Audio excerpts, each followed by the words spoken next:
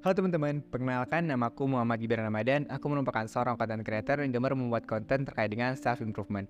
Aku ada di YouTube, di TikTok, dan juga di Spotify. Kali ini aku akan bahas terkait dengan pentingnya mengelola ekspektasi. Harapan atau perkiraan tentang apa yang diharapkan terjadi di masa depan. Baik itu harapan kita terhadap suatu hal, suatu kelompok maupun seseorang. Seringkali kita berekspektasi terhadap suatu hal, dan tanpa kita sadari, ekspektasi kita terhadap suatu hal tersebut sudah mencapai titik yang terlalu tinggi.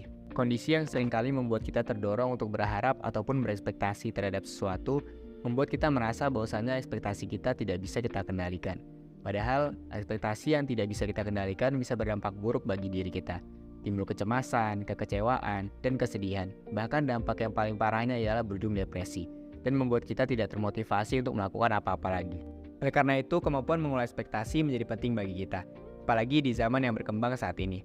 Membuat kita terus terpapar dengan achievement orang lain yang tampak di sosial media, yang membuat kita terpicu untuk berekspektasi menggapai achievement yang sudah dicapai oleh orang lain.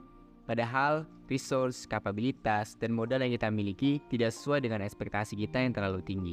Lantas, bagaimana cara kita untuk mengelola ekspektasi? Jujur dan realistis dalam berekspektasi akan suatu hal yang ingin kita capai.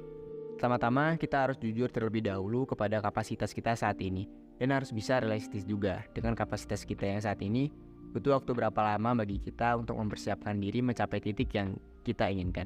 Dan dalam proses kita untuk mencapai titik yang kita inginkan, kita juga harus memiliki fleksibilitas. Terkadang situasi tidak akan berjalan sebagaimana yang kita harapkan.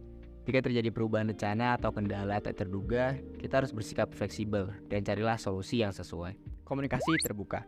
Dalam kasus berekspektasi, poin ini lebih erat kaitannya kepada ekspektasi kita terhadap seseorang ataupun suatu kelompok. Jika teman-teman berharap seorang akan mengerti apa yang kita inginkan tanpa mengkomunikasikannya adalah suatu hal yang menyakitkan.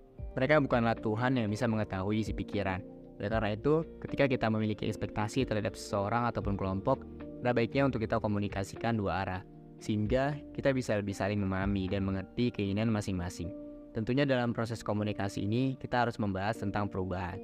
Suatu hal apa yang ingin kita ubah atau perbaiki dari seseorang ataupun kelompok.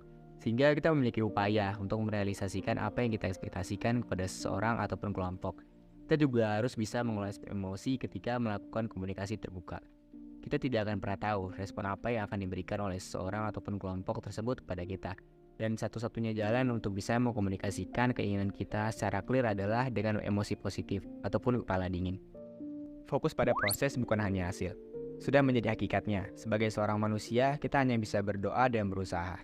Memprediksi masa depan bukan kapasitasnya kita. Oleh karena itu, alih-alih kita hanya terpaku kepada hasil, lebih baik kita fokus pada usaha yang kita lakukan.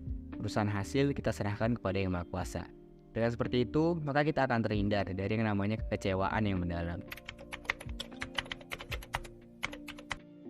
Pada intinya, berekspektasi yang tinggi itu tidak jadi masalah, asalkan bisa dibarengi dengan pengelolaan ekspektasi yang baik. Kecewa dan luka itu sudah menjadi hal yang biasa dalam kisah hidup manusia. Anggaplah itu hal yang membuat hidup kita jadi lebih berwarna.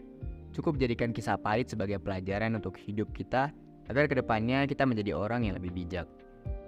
Bukan soal seberapa dalam luka yang kita terima, namun soal bagaimana cara kita untuk bangkit dari luka itu dan melanjutkan kehidupan kita dengan ekspektasi-ekspektasi yang baru.